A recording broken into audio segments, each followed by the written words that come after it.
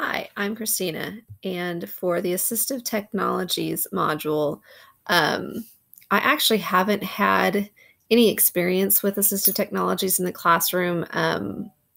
As a substitute teacher, you really aren't given the opportunity to use them, at least not in the classes I was in. But they can be very useful in the classroom, helping students to um, be successful in areas they might not be able to without them.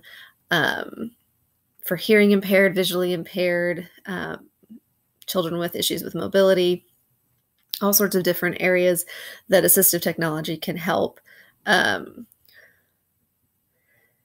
so some of the ones that I found really interesting were just the different how far technology has come. There's some very low tech ones that are, when you think about them, they're almost no brainers, but you don't realize that how helpful they can actually be. And as I was reading through them, I was like, oh, yeah, I can see that. So that was very interesting to me. The high tech ones are really cool because you don't realize just how far technology has come until you see how things are being used. In the article, so there was the communication application, which is both oral and written, visual and auditory. It allows students to communicate with their peers and with their teachers. One that I found that was not referenced in the article was an infrared system.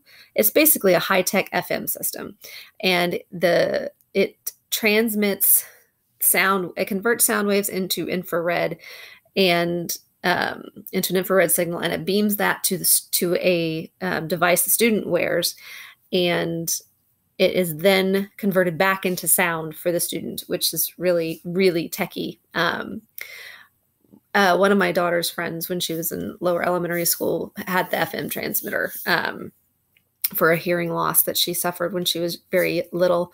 And I did see that one at work when I was substituting in her classroom, and also because I would come in the middle of the day and the teacher would have it around her neck and you could kind of hear it coming from the back of the classroom. So I did see that one at work. This is a really cool high-tech version of it. For environmental application, this interaction includes activities associated with daily living, such as personal care. I'm sorry, that's different. The environmental interaction is like working a computer. And so the one I found on that one was a sip and puff, where the students can actually use their breath to control. Basically, it's like a joystick that they control with their mouth. And you can use it to click on web pages, type with it, different things like that. The existence ones are the personal care, like personal care, sleeping, feeding. They're the ones that are necessary to sustain life.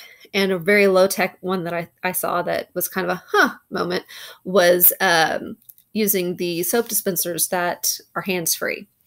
For one thing, they're more hygienic, but they also you don't have to have a bar of soap in your hands, and you don't have to push on the plunger. So they're very easier to use for washing hands. The additional assistive technology that I found, I was actually told about by a friend of mine. I have a friend who has been diagnosed with ALS. That was about 3 to 4 years ago she was diagnosed. And they have given her this eye gaze technology. And basically what it does is it learns where your eye is looking, and it uses that to type. You can use it to control things in the house, like the lights, remotes, all those different things with your eyes. And it's useful for people with not only with ALS, but multiple sclerosis or muscular dystrophy, brain injuries, cerebral palsy, all these different